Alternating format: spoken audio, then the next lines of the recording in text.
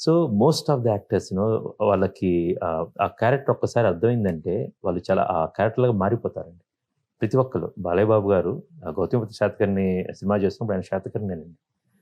ఎన్టీఆర్ గారి biopic cinema తీస్తున్నప్పుడు హీరోగా ఉన్నప్పుడు ఆయన ప్లస్ పాలిటిక్స్‌లోకి వెళ్ళినప్పుడు ఎగ్జాక్ట్‌లీ అలా బిహేవ్ చేస్తారండి. కొంతమంది యాక్ట్ చేసి కూడా చూపిస్తారు. That's that is there way another of school. Yeah.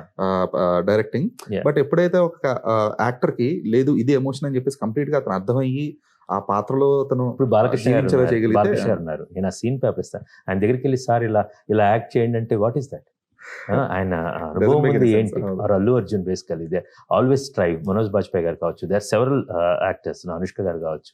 It's vast experience. Balayya Babu దగ్గరికి ఇలా చెప్పిన తర్వాత ఇప్పుడు నా సినిమాలో ఒకలాగా ఉంటుంది బాలయ్య బాబు యాక్షన్. అంటే గౌతమిపుత్రలో ఒకలాగా ఉంటుంది, ఎన్టీఆర్‌లో ఉంటుంది. అందులో కూడా డిఫరెంట్ ఉంటాయి.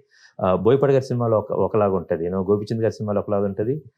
అన్ని దర్శకులు అందరి దగ్గర డిఫరెంట్ స్టైల్‌లో ఉంటుంది. బాబీ గారు నేను రీసెంట్‌గా చెప్తున్నాను. అదర్వైజ్ మన అనిల్ గారి సినిమాలో.